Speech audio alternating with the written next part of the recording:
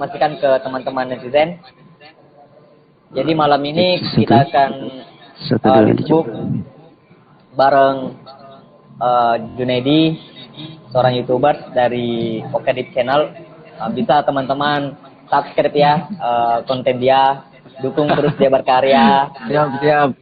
Karena ya saya berpikir karya-karya beliau itu cukup menarik, karya-karya beliau itu sifatnya edukatif, karena beliau itu membaca buku dan memang kerjanya ya suka mengupas gitu kulit-kulit bukunya. Baik Kakak Juna. Sampai Bang, siap.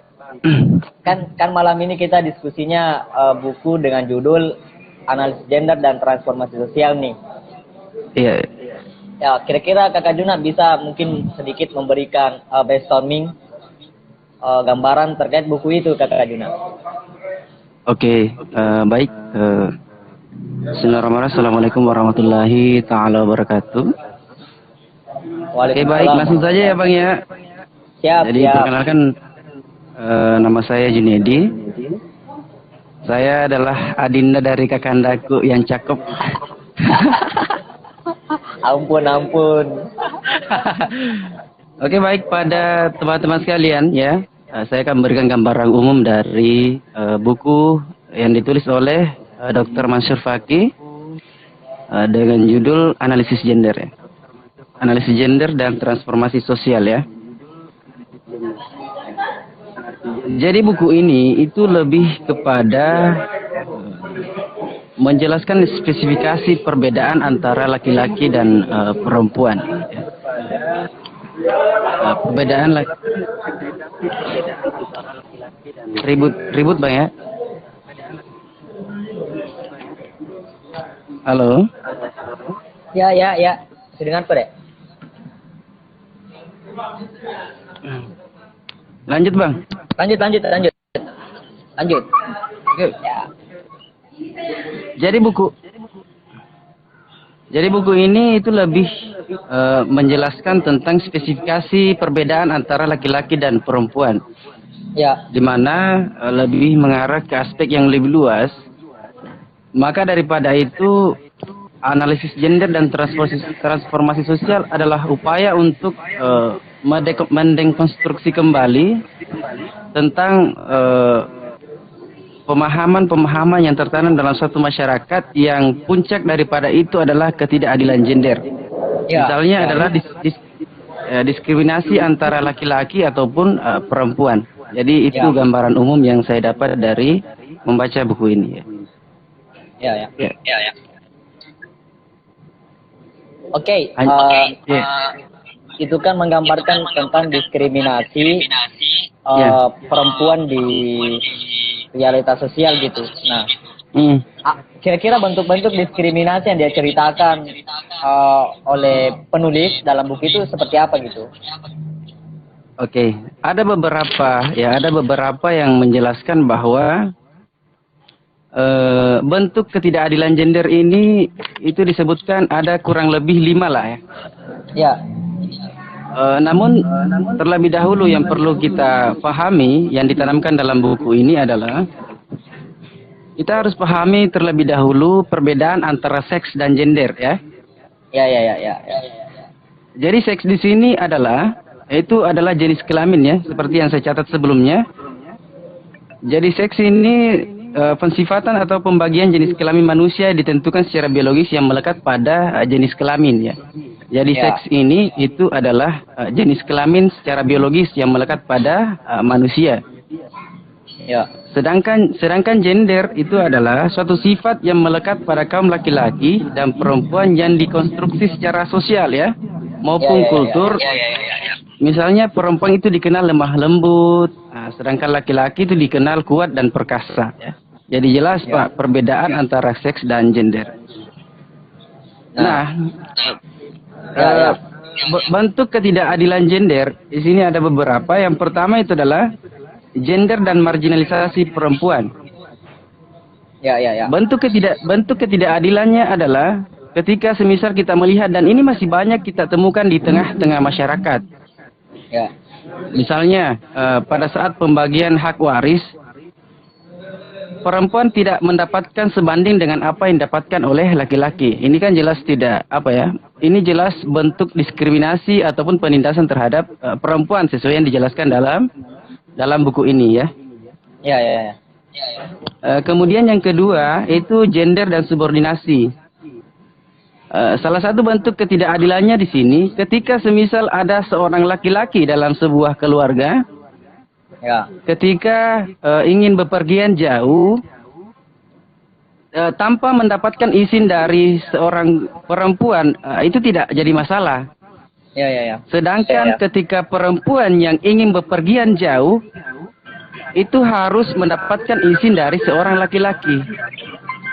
Nah, contoh lainnya di tengah-tengah masyarakat, Ya. ketika ada dua anak yang ingin disekolahkan antara perempuan dan laki-laki, di sini digambarkan bahwa yang diprioritaskan itu adalah laki-laki jika dibandingkan dengan perempuan. Ya. Kemudian bentuk ketidakadilan di sini gender dan kekerasan. Misalnya pemerkosaan, pemukulan, pelacuran, pornografi, kemudian pelecehan seksual. Itu masih banyak lagi dijelaskan di sini. Makanya buku ini sangat menarik untuk kita baca ya. Saya kira begitu kan, Dan? Jadi beberapa banyak berarti banyak bentuk-bentuk yang sifatnya apa yang mendiskriminasi kaum perempuan yang gitu. Nah, kaitannya dengan transformasi sosial kira-kira yang penulis coba telaah yang gitu. Kira-kira hubungannya di wilayah analisis gender penulis dengan transformasi sosial itu seperti apa? Dia lebih menspesifikkan antara pembagian kerja antara laki-laki dan perempuan di sini, Bang. Ya.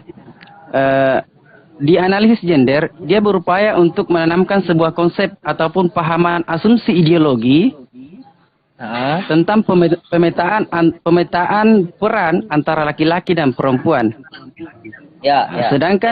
Sedangkan di transformasi sosial itu upaya untuk mendekonstruksi kembali ya pemahaman yang sudah ada, yang jelas-jelas ini adalah bentuk diskriminasi atau keadilan terhadap laki-laki atau perempuan. Nah, ini adalah upaya untuk mendekonstruksi kembali. Makanya dia diwasakan transformasi sosial. Gitu Bang. Ya.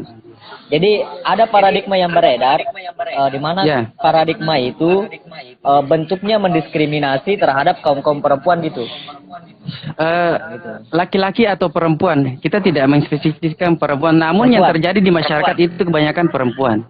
Oh ya. Jadi ada konstruksi pemikiran atau kekeliruan paradigma terkait bagaimana memposisikan gender itu. Ya. Nah, sehingga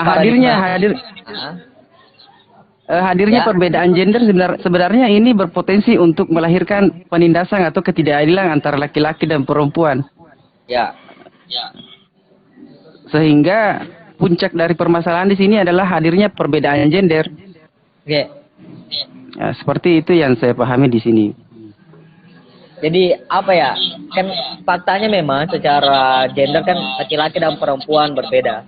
Nah, hanya saja peranan yang terjadi itu kan banyak kaum laki-laki yang mendominasi. Ya. Itu bukan bentuk pendiskriminasian terhadap perempuan, tetapi ya bisa saja potensi perempuan itu yang tidak digunakan gitu sehingga ruang-ruang itu ditempati oleh laki-laki. Ya itu asumsi saya gitu. Beberapa aspek Bang, mulai dari sistem ataupun kebijakan yang ditetapkan oleh pemerintah, pun juga dari tradisi atau kultur yang ada. Ya. Ini lebih seperti yang dijelaskan dalam buku, mencerminkan bahwa adanya ketidakbebasan terhadap perempuan untuk bertindak seperti laki-laki. Misalnya ketika seorang perempuan ingin keluar malam ataupun bergaul kepada siapapun, itu dibatasi jika dipersengkan dengan seorang laki-laki. Makanya dari sini kita melihat, kemudian di tengah-tengah masyarakat kita melihat adanya ketidaksamaan ataupun mungkin kesetaraan ya kita bahasakan ya. Ketidaksetaraan antara kebebasan seorang perempuan dan juga kebebasan seorang laki-laki. adanya ketidaksamaan, kesetaraan lah bahasanya di sini. Jadi Dan begitu. itu menimbulkan ketimpangan sosial ya. Ya, ya ini juga memberikan batasan kepada perempuan untuk berekspresi, Pak. Oh iya iya iya.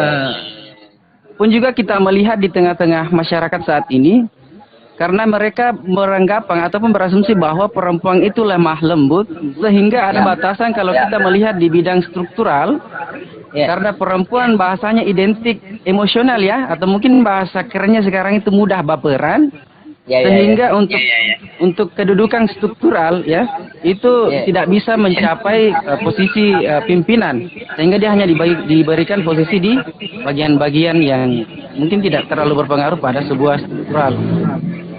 Jadi perempuan bukan manusia kelas 2 gitu. Ya, cocok. Jadi pokoknya semua yang perlu diutamakan itu adalah laki-laki. Itu adalah bentuk asumsi yang ada di tengah-tengah masyarakat sampai saat ini. Halo, Bang. Halo. Ini agak bermasalah HP juga ini, Bang.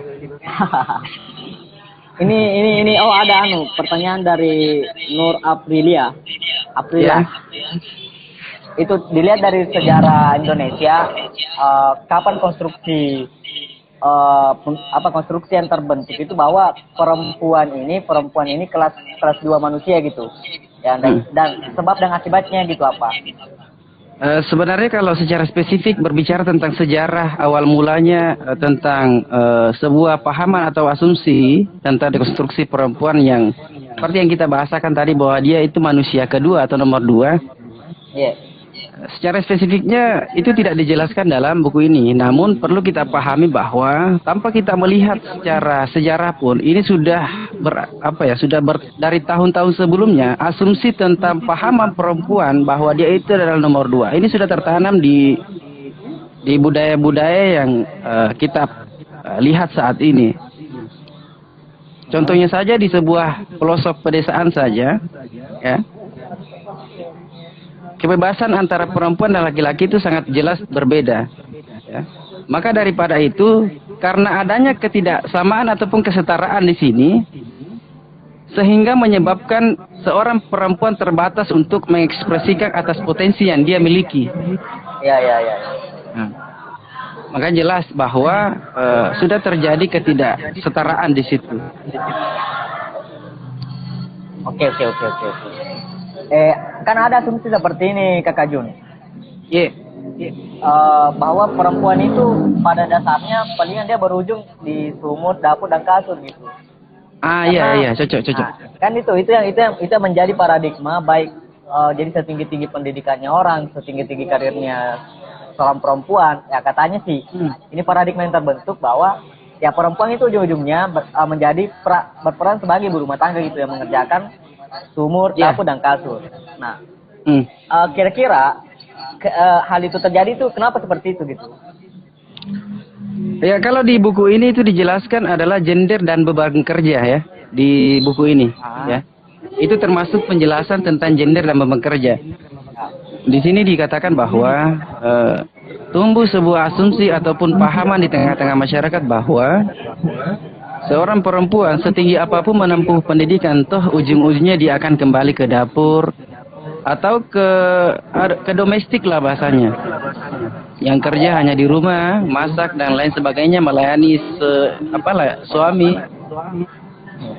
Nah, ini adalah salah satu bentuk marginalisasi ataupun diskriminasi terhadap perempuan.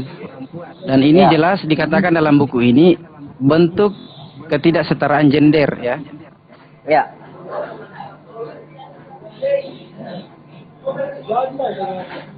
Itu ada lagi yang bertanya. Bagaimana itu, Bang? Oke, selamat datang Kakak Asdar. Ya. Ya, terima kasih atas kedua senior saya. Terima kasih atas kesempatannya. Kakak Asdar, kalau boleh tahu, Kakak Asdar sekarang posisinya di mana?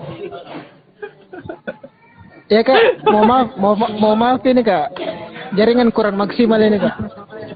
Nggak apa-apa. Kakak Asdar posisinya sekarang di mana? Sekarang saya di Polman Kak. Wih keren, Polman ya. Polman, Makassar. Mungkin Kak Kasdar bisa menyapa dulu para netizen yang lagi bergabung di live streaming ini. Ya, selamat bergabung di live streaming ini live edukasi untuk kita semua, apalagi membahas tentang kesetaraan gender. Yang sebenarnya sedikit juga dipahami masalah kesetaraan gender kayak yang sudah diulas-ulas beberapa kali tadi, bahwa gender ini adalah seks adalah membahas tentang jenis kelamin, gender adalah untuk membahas peranan semua orang laki-laki dan perempuan, sedangkan seksualitas adalah itu yang disebut hubungan intim. Cuma tadi mau dibahas melalui komen Kak, cuma itu terbatas untuk di komennya. Makanya tadi tanda tanyanya, pertanyaannya belum muncul. Kak Kasdar sudah baca. Tapi Kak Kasdar sudah baca buku itu, Kak Kasdar pernah baca buku itu? Baru baca sinopsis kemarin Kak. Ya coba mungkin ada yang mau disampaikan. Ya tahu Anda juga yang lain Bang. Untuk penulisan Kak, saya belum karena saya belum temukan PDF-nya juga kemarin sebelum dapat. Janganlah biasakan buku PDF. Siap. Nanti lebih ini ya. Coba lihatlah Kakak Juna itu bawa bukunya mah kayaknya kosnya ini sudah jadi perpustakaan ini kayaknya. Alhamdulillah. Nanti saya minta sama Kakanda Junaidi ini. Kebetulan minta adalah sesuatu yang haram ya. Beli Pak, beli. Siap Pak. Ya coba. Nah, coba bicara. Ya. Ya, apa yang ingin disampaikan nih Kak Kasdar? Saya cuma mengarah ke pertanyaan sebenarnya Kak. Yang menjadi permasalahan masih kurangnya sosialisasi terhadap kesetaraan gender. Masalah kan gender juga terbagi dua Kak, ada gender alami dan gender konstruksi. Gender alami inilah Kak yang dibentuk mereka sudah paham mengenai peranan antara perempuan dan laki-laki, sedangkan gender konstruksi itu Kak, dia mengikut kepada doktringan orang tua bahwa perempuan hanya sebatas domestik, tidak bisa ke publik. Sedangkan kalau perempuan sudah memasuki atau wanita-wanita karir, tanggung jawabnya sebagai ibu rumah tangga ataupun seorang istri akan terbengkalai Kak. Ya. Sebenarnya di sini Kak, bagaimana cara mensosialisasikan kesetaraan gender secara luas agar masyarakat paham tentang kesetaraan gender itu seperti apa. Karena ketika kita membahas tentang seks, masyarakat luas yang pada umumnya yang notabene-nya yang jauh dari yang tidak tersentuh tentang pendidikan ilmu-ilmu itu, bahwa seks itu adalah hubungan intim yang tabu dibahas ketika ada anak-anak. Begitu Kakanda. Terima kasih. Kakak Juna, gimana Kakak Juna pertanyaan yang didapat? Substansinya itu bagaimana mensosialisasikan tentang pemahaman perbedaan gender dan seks. Ya, bisa mungkin dijawab Kakak Juna. Sebenarnya untuk memahami lebih jauh tentang bagaimana mensosialisasikan tentang seks dan gender. Lanjut ya. Sorry ada lanjut ya. Wajar saja jika di kemudian kita bertemu ataupun mungkin dalam kehidupan sehari-hari ya, kita bertemu dengan beberapa orang yang beranggapan bahwa seks itu lebih kepada berhubungan intim. Apa tadi gender tadi apa? Asdar? Gender itu peranan seorang laki-laki dan perempuan. Ya. Sebenarnya kita hanya perlu bagaimana menyampaikan kepada masyarakat tentang perbedaan antara gender dan seks ya. Apalagi kan kita sedang berhadapan di era post-truth yang dimana ketika kita misinformasi ataupun tidak sesuai mendapatkan informasi, maka yang terjadi adalah pasti kita hanya akan mengambil sebuah anggapan ataupun putusan yang tidak jelas. Salah satunya semisal ya gender seks. So, pertanyaan saya, di tengah-tengah masyarakat saat ini mengatakan bahwa seks itu adalah hubungan intim, itu dasarnya dari mana? Seksualitas, Kak. Enggak, masa gini. Saya bisa tambahkan ya. Nah, ini kan sebenarnya permasalahannya adalah kesamaan pemikiran, kesamaan definisi terkait masalah perbedaan makna seks dan gender, kan gitu. Nah, kalau kesannya Adinda Asdar ini adalah di mana di tengah masyarakat sosialisasi itu tidak tersalurkan gitu, tidak terpublis gitu. Nah, itu kan menjadi masalah. Nah, oke, mari kita melihat di mana peranan kita ini. Nah, kalau kita sebagai generasi muda, ya tentu berperang adalah bagaimana membentuk pemikirannya yang benar gitu. Pemikirannya yang benar, yang mana makna gender dan makna seks ini seperti ini gitu. Yang pertama. Yang kedua, era post-truth juga di tengah berkembangnya informasi ini. Nah, kenapa kita sebagai seorang pemuda tidak mencoba membuat sebuah tulisan yang sifatnya memang mengedukatif tentang bagaimana kita memberikan argumentum terkait hal itu. Nah, jadi semua lini itu yang harus kita sentuh, gitu. Literasi itu yang harus kita sentuh gitu. Makanya saya sepakat, makanya saya suka konten-kontennya Kakak Juna, yang mana konten-kontennya Kakak Juna ini suatu bentuk bagaimana pengembangan sumber daya. Dan kita pun dan saya juga berharap teman-teman yang lain ini ya ini punya peranan terkait bagaimana memang mengedukatif, mengembangkan tradisi intelektual gitu, sehingga pengembangan sumber daya manusia di Indonesia ini ya kita bisa ini akselerasi gitu.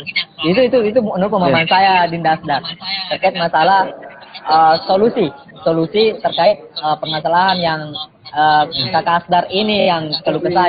Karena menurut saya tidak perlu kami jelaskan di sini bagaimana definisi seks dengan gender itu, karena saya pahami Kakak Asdar sudah memahami hal itu. Kan di situ kalau saya. Yeah. Mungkin Kakak Juna bisa menawarkan sedikit solusi. Seperti yang dijelaskan dalam buku ini, juga ada beberapa yang hadir gerakan-gerakan feminis ya. Gerakan-gerakan feminis ini, seperti yang dijelaskan dalam buku ini, itu lebih kepada mengedukasi tentang perbedaan ya, tentang kesetaraan gender antara laki-laki dan perempuan. Walaupun beberapa, ini kan gerakan feminis juga itu banyak ya, banyak juga hadir, tapi di sini dijelaskan bahwa tujuan utama dari feminis itu bagaimana mengedukasikan tentang kesetaraan antara laki-laki dan perempuan, baik itu secara gender ataupun dan lain sebagainya. Selebihnya kan kita hanya perlu ya. Iya, kita memang kembali lagi peranan kita sebagai pemuda, Kak. Ya. Untuk mensosialisasikan ya sebenarnya gender itu apa, seks itu apa. Sebenarnya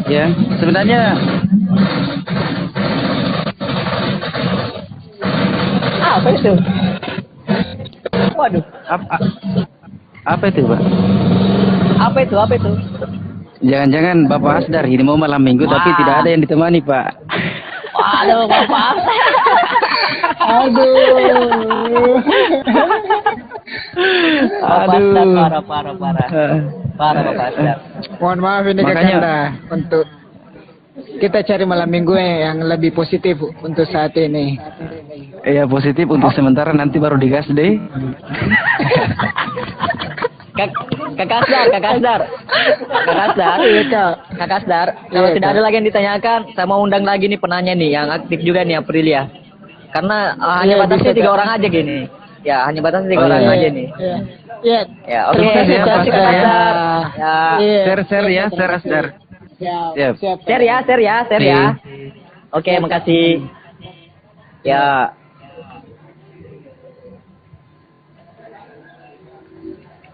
Assalamualaikum Bang Yunet. Halo, waalaikumsalam. Aduh, ada Ayunda April ya. Ayunda siapa ini? Gelap.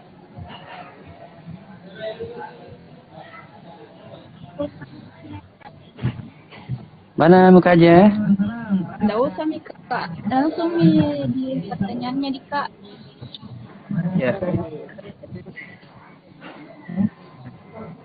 Begini Kak, terkait dengan pembahasan yang diutarakan oleh Bang Yunet, berbicara tentang pembentukan karakter perempuan pada saat ini kan tidak terlepas dari sejarah pada masa lalu Pak. Seperti halnya penafsiran agama yang terbentuk sekarang ini Kak, sehingga aktivitas perempuan itu lebih dibatasi dibanding laki-laki. Contohnya saja Kak, ketika perempuan ingin izin untuk keluar malam untuk mengikuti sebuah aktivitas belajar lah. Tapi dari keluarga itu sendiri, dari orang tua, dia bilang begini, kenapa keluar malam-malam deh? Keluar malam nak? Kan itu salah satu bentuk yang dapat membatasi aktivitas perempuan yang apa namanya, yang tidak secara langsung itu Pak,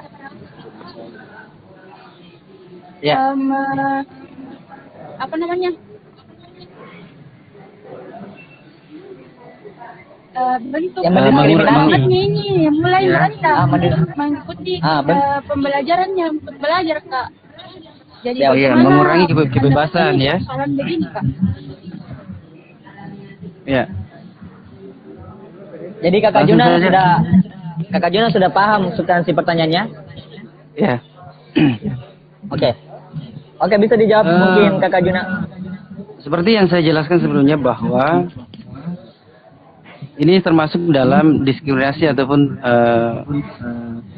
ketidaksetaraan gender antara laki-laki dan perempuan dalam lingkup keluarga ya.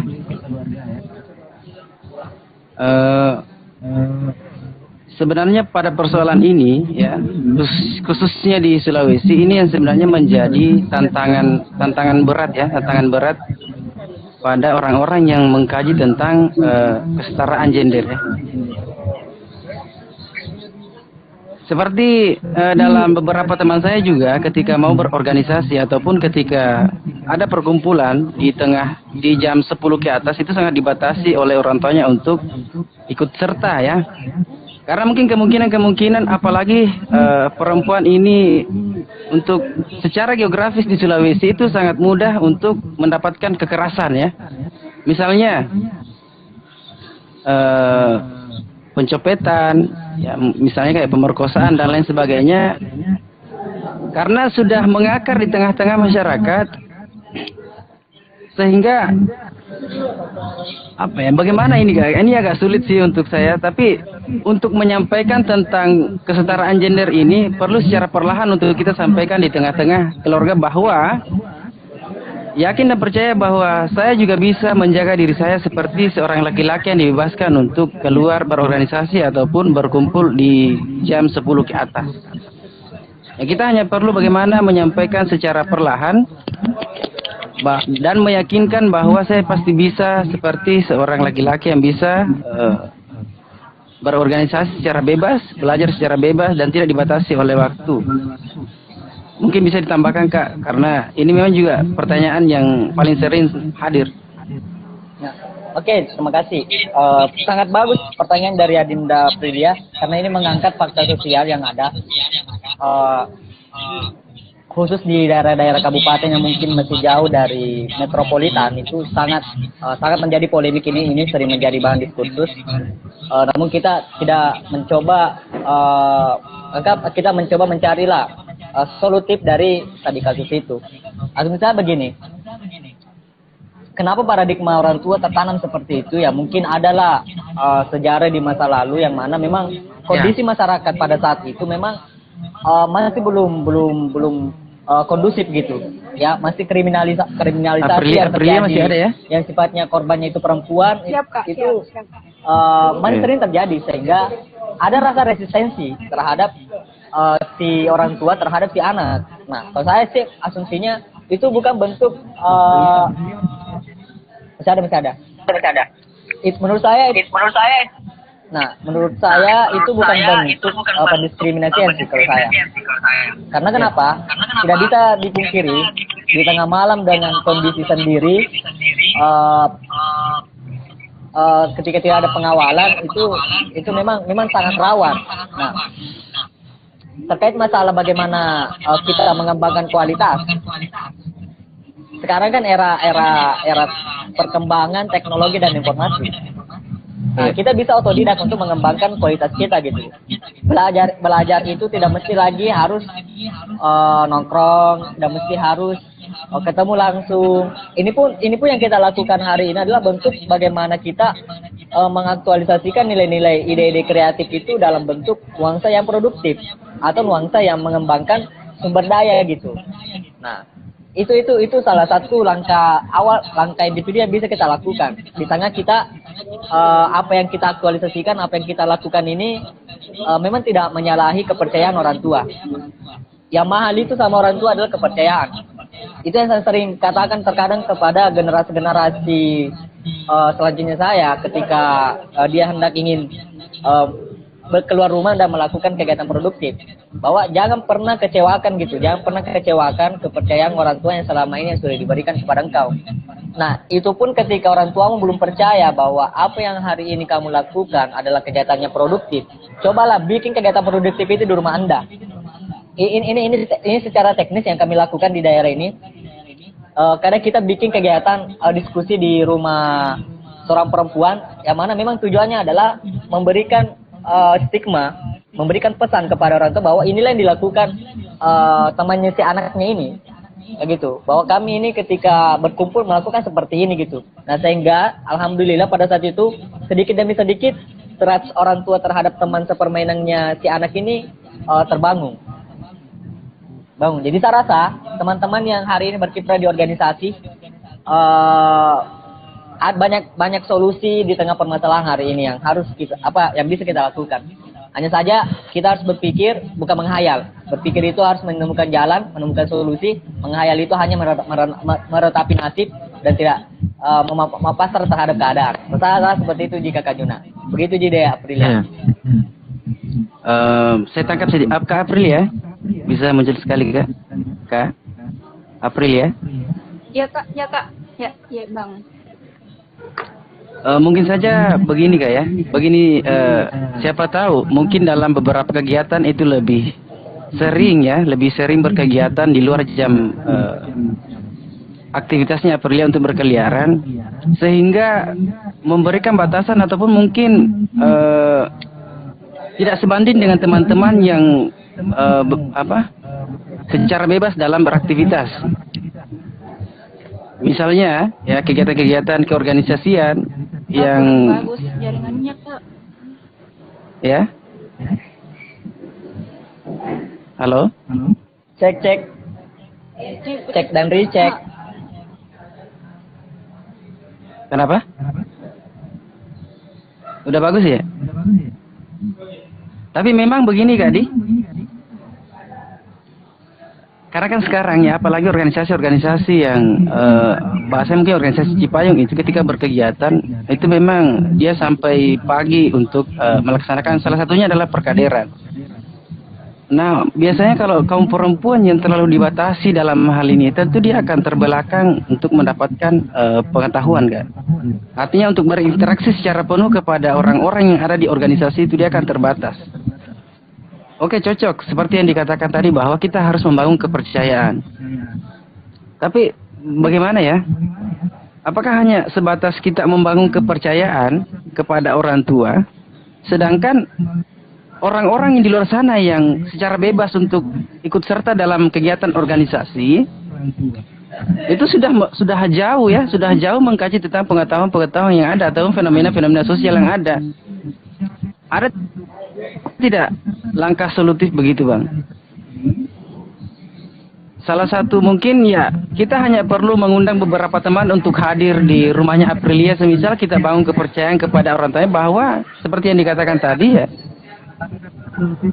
bahwa di sana ketika berorganisasi yang seperti ini yang kita lakukan, saya kira membangun kepercayaan kemudian menarik beberapa teman yang bisa dipercaya oleh orang tua kita. Maka saya pikir orang tua akan berpikir bahwa seperti saja yang penting ada rasa tanggung jawab untuk kembali, atau mungkin karena kan yang ditakut jangan sampai ada apa-apa ya, terutama bagi kesehatan apalagi perempuan, Pak.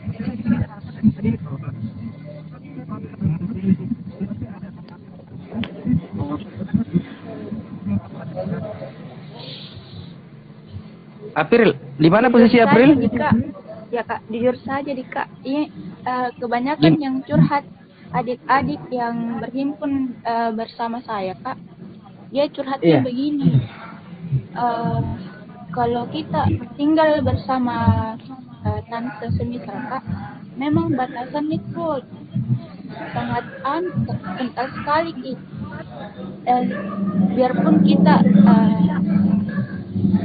punya semangat untuk belajar, tetapi kalau memang tidak ada kayak semangat, maksudnya ada dorongan dari keluarga, ya kita juga kayak untuk apa kita keluar, kalau kita keluar saja masih terbebani pikiran kalau lama ini di luar padahal belum selesai kegiatan.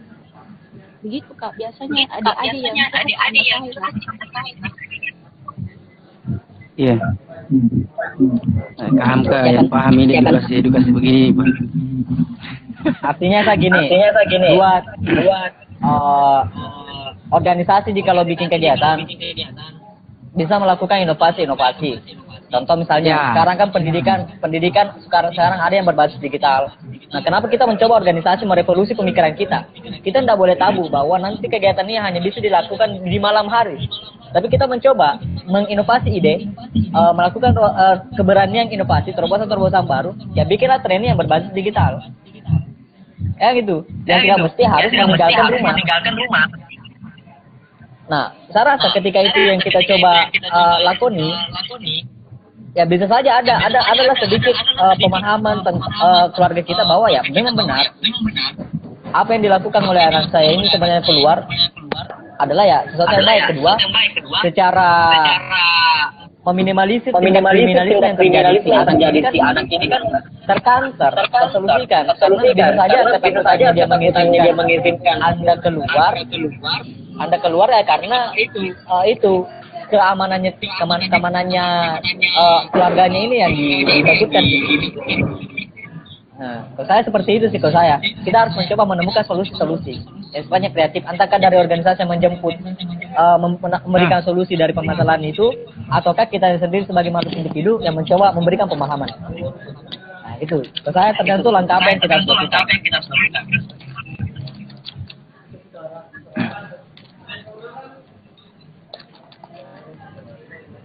Ya, jadi bagaimana, Kak April? Terima kasih Kak atas penyampaiannya. Oke Kak April ya, terima kasih sudah bergabung. Mungkin bisa disapa dulu para netizen ini. Ya, sebentar Kak April, kita lanjut di chat aja ya.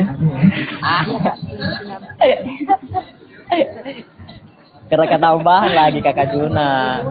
Kita malam minggunya saja di chat. Keluar Kak.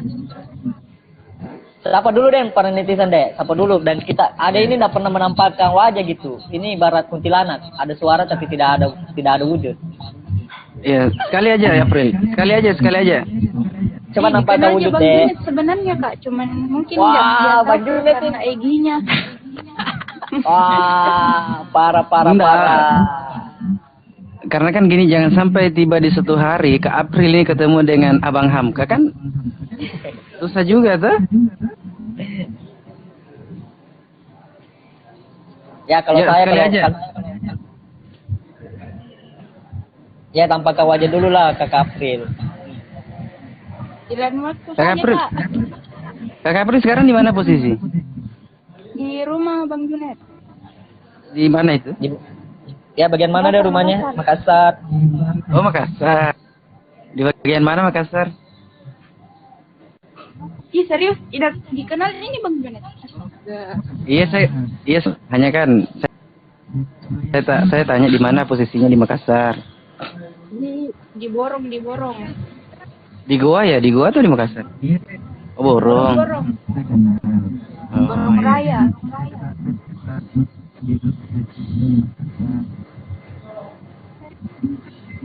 Artinya kan gini April ya.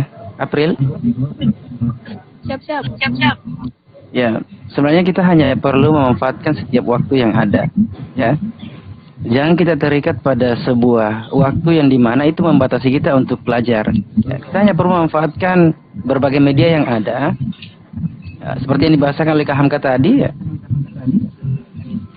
Sembari Kakak April ini mendapatkan kepercayaan dari orang tua, ya kita hanya perlu memanfaatkan media-media yang ada. Misalnya kita belajar secara digital.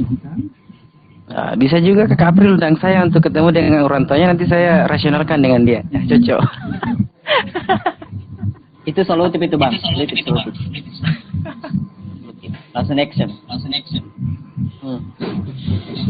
Kalau bisa sekalian bawa uang naik deh. Apa Bang? Uang panai? Kalau bisa, ya sekalian kalau bisa harus bawa uang naik. Aduh. Jangan Kak, sudah ada nih Bang Junet. Wah. Kayaknya Kakak Juna ini mau nambah. Mengikuti Nggak apa-apa, Rasul. Poligami. selama bisa berkolaborasi dan saling mencintai dan saling menyayangi ya.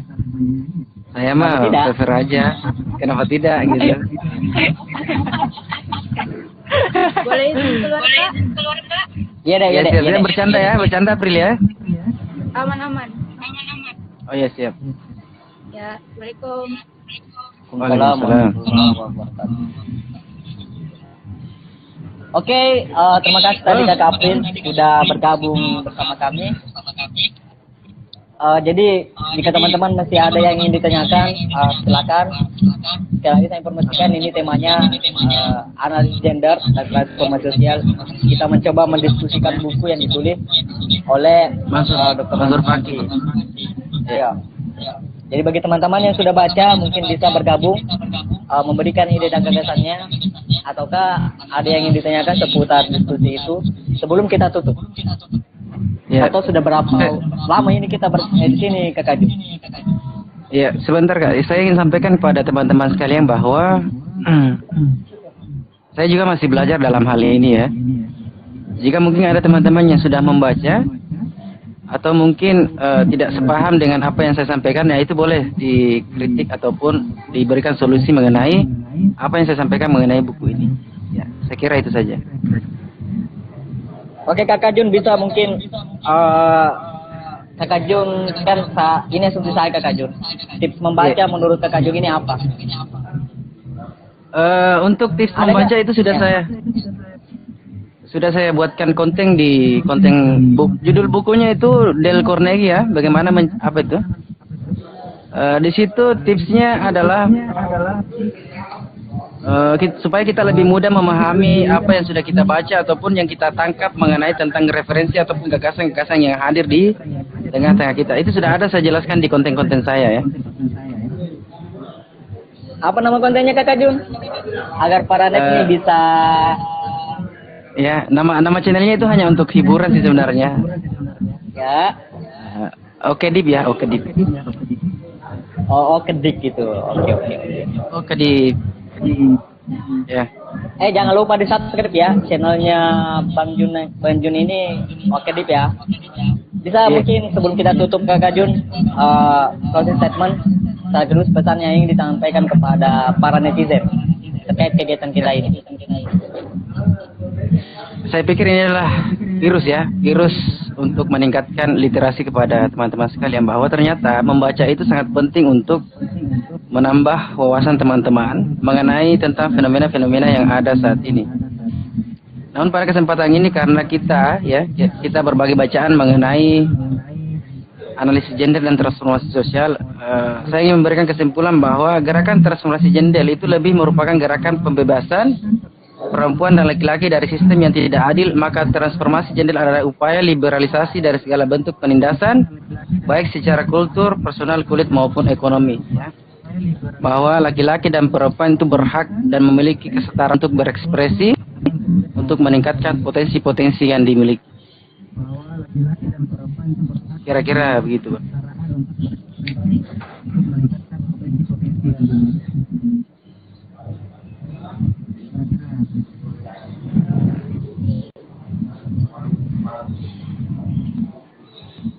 Oke, terima kasih Kakak Juna yang sudah mau bergabung bersama kami.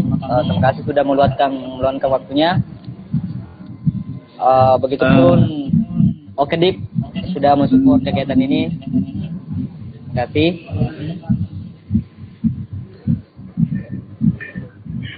Saya mengakhiri kegiatan ini dan kita sampai ketemu di kegiatan-kegiatan selanjutnya yang akan kami gelar. Insyaallah kegiatan di Facebook ini kita akan gelar sekali dalam sebulan. Jadi teman-teman yang ingin membedah satu buku, mendiskusikan satu buku, bisa menghubungi kami secara langsung, baik di DM di Instagram maupun menghubungi kami di WhatsApp 0831 3350 7670. Dan kita akan insyaallah ke depan bikin konten-konten yang menarik, bikin kegiatan-kegiatan menarik yang sifatnya konstruktif, yang sifatnya membangun terhadap negeri ini. Dan terima kasih Kakak Jun yang sudah waktu. Sukses selalu. Amin, Ya, amin. Berliterasi. Saya Hamka pamit undur diri. Mohon maaf atas kesalahan dalam kegiatan ini. Manakala ada kritik-kritik dan saran-sarannya teman-teman bisa langsung sampaikan kepada kami. Bisa langsung DM atau langsung menghubungi kami. Sekian dan terima kasih. Assalamualaikum warahmatullahi wabarakatuh. Salam literasi. Waalaikumsalam warahmatullahi wabarakatuh.